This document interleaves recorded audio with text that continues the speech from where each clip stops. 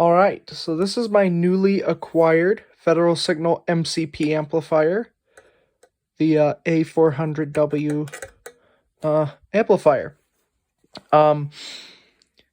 These are basically two amplifiers in one, which I really love about these. So this is basically two amplifiers in one. This whole area is one 200-watt amplifier. This whole area is one 200-watt amplifier. They mix together to make 400 watts of power, but on two separate channels. So, to switch to dual tone, you just have to change 1 amp from tone A to tone B by jumping that. To get these amps to work in a standalone configuration, you have to switch. You have to put a jumper on this test pins and the siren side of these 3 pins. Then you'll get a output.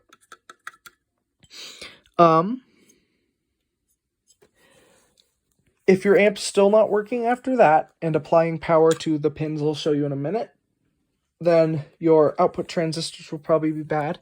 These are the output transistors. They are the same that are used on the MC and Cybertone amplifiers. Thunderbolt 1003.1 on YouTube has a great tutorial on how to check and replace output transistors. His is for a Cybertone or MC controller, but these transistors are the exact same. They will do the same thing. So, yep, just check the transistors, see if they're good or not. If they're not good, they'd be shorted, and you will have to replace them. Also check to make sure your coils are good. They are. If it throws a temperature light, that means either your thermal fuse is blown, which is that little thing, or it is overheating. So, yeah. So, when you turn them on, all these relays turn on, and they will output a signal.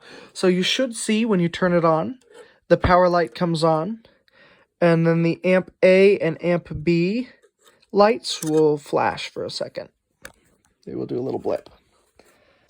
Okay, let's see if I can do this with one hand. Move this to where I can plug it in for power. All right.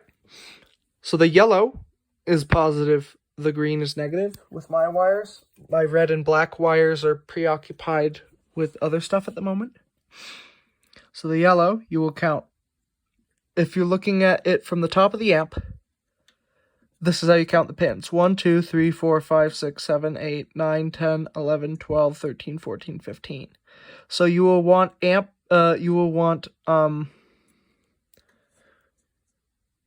you will want to put ground on 6, 3 down on the left, and you will want to put the positive at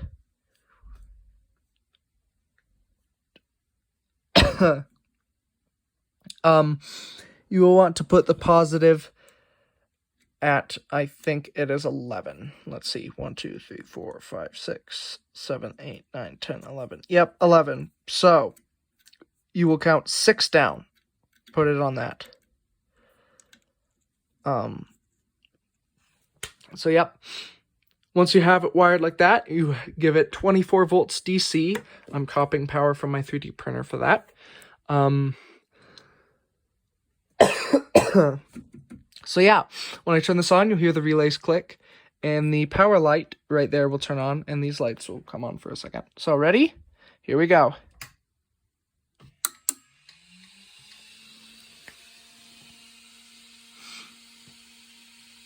All right, we now have power, and the MCP controller, the MCP amplifier is now running. To give it an audio signal, you will put the audio positives for channel A, I think, right here. Audio positive for channel B on this one. If I recall correctly, they need to share the same ground. That might not be true, but in my experience, that's the case. But yeah, so that is how you get these controllers working.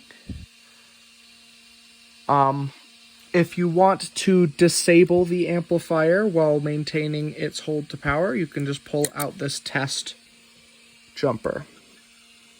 I'm going to put it back on.